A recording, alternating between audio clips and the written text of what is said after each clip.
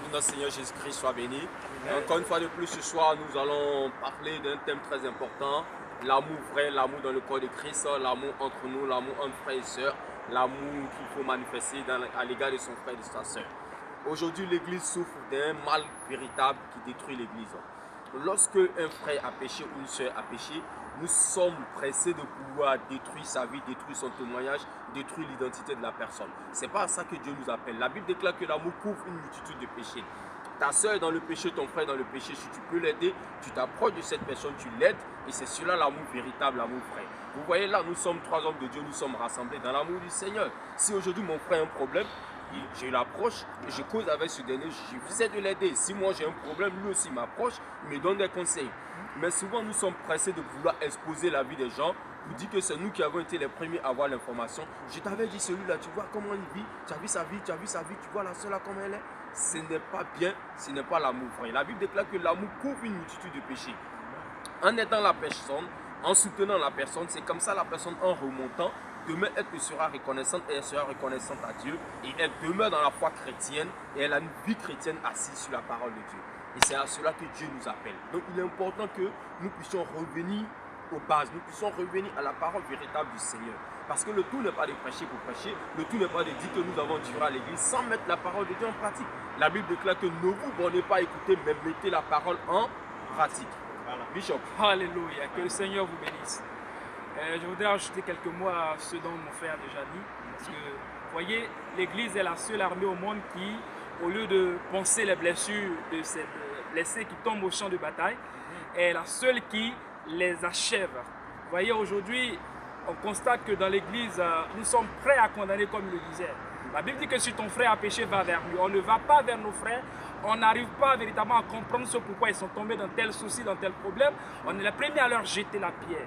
On oublie que la pierre qu'on a utilisée pour lancer contre eux, cette même pierre va retourner contre nous deux parce que nous sommes des êtres humains. Ce que l'autre a fait, nous ne sommes pas exempts de tout, nous ne sommes pas excusables parce que c'est ce même péché, nous pouvons tomber dans ce même péché. Donc il faut comprendre qu'il n'y a que Dieu qui puisse véritablement nous sortir d'un trou. Yes. À nous d'apporter véritablement un soutien.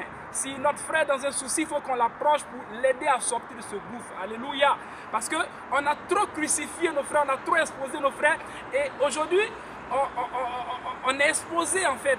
Les hommes de Dieu sont exposés, les frères en Christ sont exposés, alors qu'on voit dans d'autres religions, ce n'est pas le cas. L'église est faible aujourd'hui parce qu'on ne se soutient pas, on ne se serre pas les coudes, bien-aimés. Il faut qu'on comprenne aujourd'hui qu'on doit se serrer les coudes, on doit revenir à l'amour vrai. La question qu'on doit se poser, est-ce qu'on aime véritablement notre prochain? La Bible dit, aime ton prochain comme toi-même. Est-ce qu'on aime véritablement notre prochain? Parce que si on aime quelqu'un, on ne peut pas véritablement lui souhaiter le mal. On ne peut pas lui souhaiter qu'il tombe véritablement dans une situation inconfortable. Mais aujourd'hui, en fait, c'est ça. Quand quelqu'un est tombé, quand quelqu'un a chuté, on se réjouit de sa situation. Bien aimé, il faut qu'on comprenne. L'Église doit comprendre que véritablement, c'est pas ce à quoi le Seigneur nous appelle. Le Seigneur nous appelle à un amour véritable. Il faut aimer de tout son cœur. Aujourd'hui, on aime sur le bout des lèvres. Je suis désolé, mais c'est ce qui a lieu dans nos églises. On aime sur le bout des lèvres. Il faut que ça change.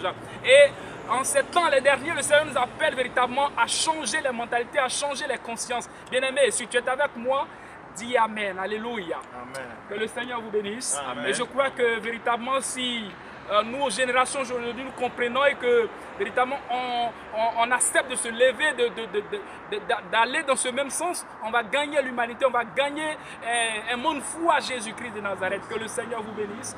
Et la gloire à Jésus-Christ de Nazareth. Amen. Amen. Amen. Et Amen. nous avons le bishop aussi qui est là. Amen. Anglophone. Oui, Amen. ouais, Il peut parler en anglais. Amen. C'est pas mauvais, comme en Amen. français. Amen. Tout est Amen. possible. Amen. Really, God bless you all for this particular moment. It is in French that they speak, and now I will explain some certain things in English. Actually, you know, the love of God today, the love that God spoke about, it is not the love that we are practicing today. Today, many Christians have become friends to the men of God. So because of that, if they did something, you realize that the pastor will cover them. They will never be exposed. But somebody, a believer or somebody who is in the church, is living, is not a friend to the man of God. You realize that he is now what? An enemy, or is somebody that everybody focus eyes on in the congregation. It has caused many enemies within the congregation. And today we are facing difficulties for the church. The local church is not growing. You see that God wants to work in the local church, but because of this hatred, little hatred between me and my brother is saying I have did something secretly, and he will not come to me, but rather he will be speaking about it, telling people. The Bible says when Joshua he sent the 2 spies to the city of Jerusalem, it was a prostitute who helped them to escape. Yes. You see, that was what the Bible says. You know, this prostitute, it belonged to the world, but he had the love for these 2 men of God, and then he helped them to run away from escape for their death. So if today we are living together and we don't have the love of God, how can we work together? We cannot work together. The enemy is always will penetrate between us and then let us fall down. So this is what we have to do. We have to become one.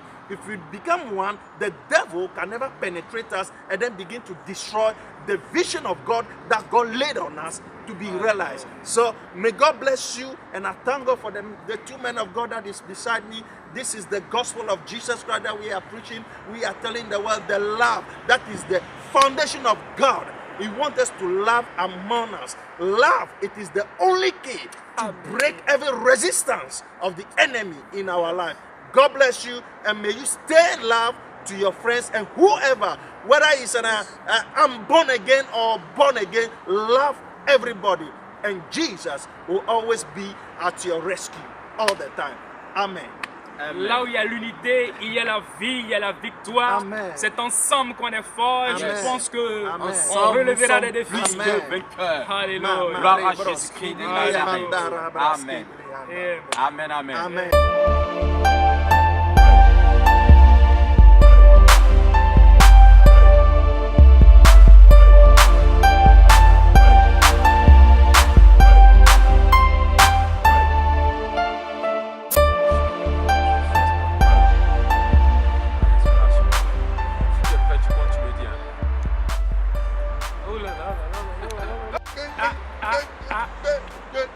Voilà, lui, il a fini la danse. C'est comme ça. Ah oui.